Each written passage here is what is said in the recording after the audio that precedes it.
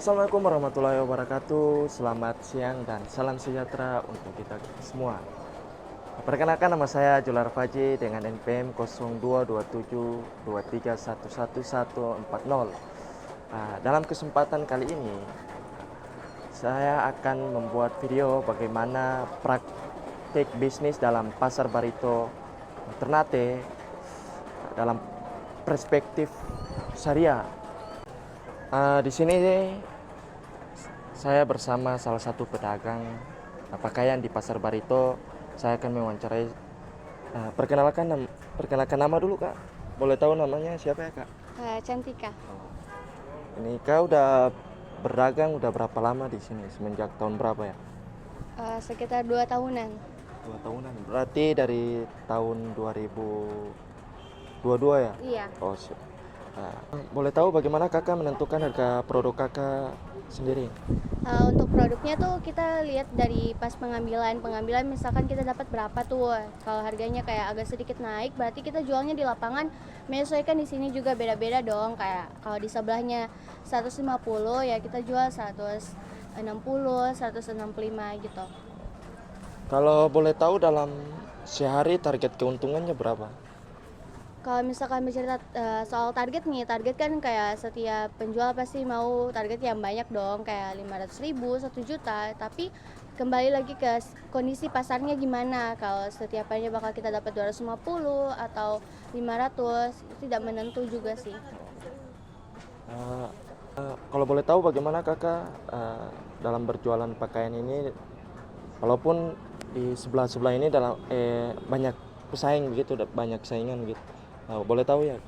Kalau untuk memang banyak persaingannya, tapi di sini kita jual bukan hanya bajunya, tapi kita jual gimana kondisi bahannya, gimana kenyamanan customernya, terus kayak model-model bajunya kan tidak semuanya sama nih, pasti beda-beda tuh. Jadi kita jual model sama bahan gitu. Oke, baik. Terima kasih ya, Kak. Iya, sama-sama. Oke. Baik, di sini saya akan menjelaskan praktik perbankan syariah di Indonesia. Teman-teman pasti tahu bahwa di negara Indonesia merupakan negara mayoritas Islam. Jadi perbankan syariah sudah tidak asing lagi bagi kita.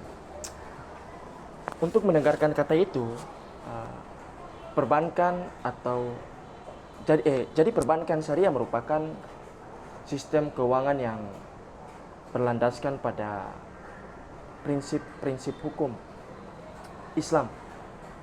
Tujuan utamanya adalah menciptakan keadilan dalam transaksi, menghindari riba, ketidakpastian, dan spekulasi. Konsep ini lahir dari kebutuhan untuk menghadirkan alternatif sistem perbankan yang sesuai dengan nilai-nilai Islam, namun tidak relevan dalam konteks ekonomi modern. Di Indonesia, perbankan syariah diatur oleh Undang-Undang Nomor 21 Tahun 2008 tentang Perbankan Syariah.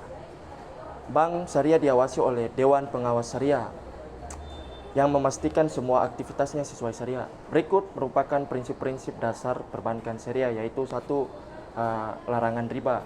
Riba adalah bunga yang ditambahkan dalam pinjaman uang atau jual beli dengan pembayaran yang ditangguhkan dalam sistem Islam.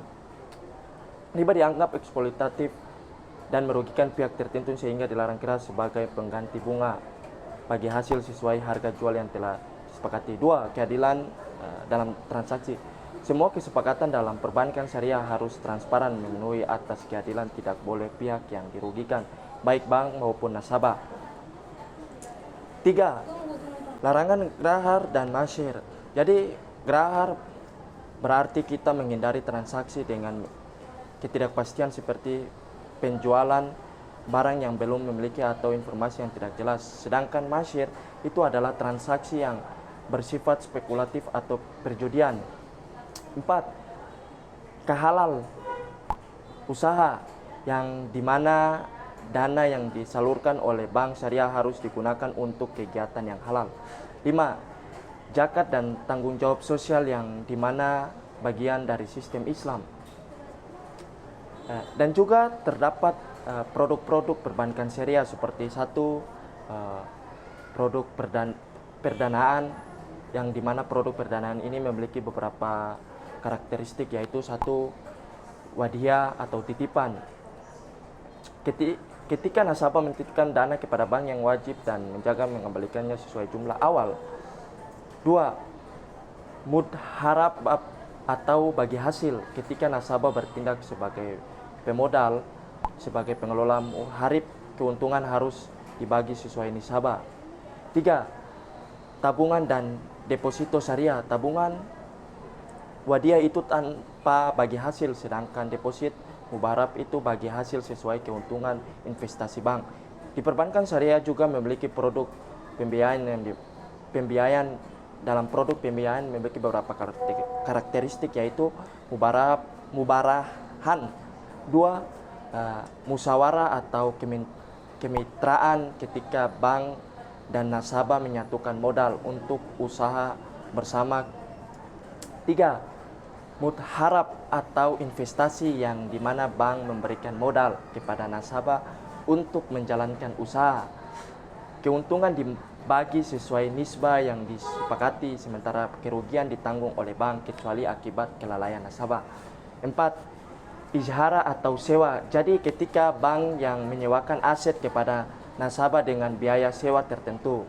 Lima, qardul hasan atau pinjaman kebajikan, yang dimana melakukan pembiayaan tanpa bunga yang diberikan untuk tujuan sosial. Dan yang terakhir adalah produk layanan. Produk layanan ini memiliki beberapa karakteristik, yaitu satu, giro syariah. Dua, ada layanan jiswab. Jadi keunggulan perbankan syariah yaitu satu, transparansi dan keadilan. Semua akad dijelaskan dengan detail, memastikan nasabah memahami hak dan kewajibannya. Dua, keberlanjutan ekonomi. Sistem bagi hasil mendorong keberlanjutan usaha dan mencegah eksploitasi. Tiga, bebas riba, mengurangi risiko ketidakadilan ekonomi akibat praktik bunga. Empat, manfaat sosial dengan produk seperti qardul hasan dan layanan jiswab. Bank syariah turut meningkatkan kesejahteraan masyarakat. Lima, meningkatkan inklusi keuangan. Bank syariah membuka akses bagi masyarakat dan selama ini enggan menggunakan jasa perbankan konvensional. Perbankan syariah juga memiliki tantangan, yaitu satu, minimnya pemahaman masyarakat, kurangnya edukasi tentang perbedaan antara perbankan syariah dan konvensional seringkali membuat masyarakat ragu untuk beralih. Dua, persaingan dengan bank konvensional, di mana perbankan syariah harus bersaing dengan bank konvensional yang seringkali memiliki teknologi yang modern. Tiga, komprehensif hukum regulasi, di mana perbankan syariah harus mematuhi aturan nasional dan syariah sekaligus. Empat, ketersediaan sumber daya manusia atau SDM, sehingga dibutuhkan tenaga ahli yang memahami keuntungan modern dan prinsip syariah secara mendalam. Jadi manfaat perbankan syariah bagi ekonomi itu satu, mendorong perekonomian halal. Dengan menandai sektor usaha halal, perbankan syariah menciptakan ekosistem ekonomi yang beretika. Dua, mengurangi ketimpangan sosial melalui pembiayaan berbasis syariah. Tiga, stabilitas ekonomi. Sistem berbasis bagi hasil membuat bank dan nasabah lebih bertanggung jawab sehingga mengurangi risiko gagal bayar. Empat, meningkatkan peran sosial. Selain fungsi konvensional, bank syariah juga berperan aktif untuk penyaturan zakat dan dana sosial. Jadi dari pemaparan materi di atas, saya dapat menyimpulkan bahwa perbankan syariah adalah sistem yang tidak berorientasi pada keuntungan, tetapi juga pada keadilan, keberlanjutan, dan tanggung jawab sosial. Dengan berbagai produk dan inovatif, sistem ini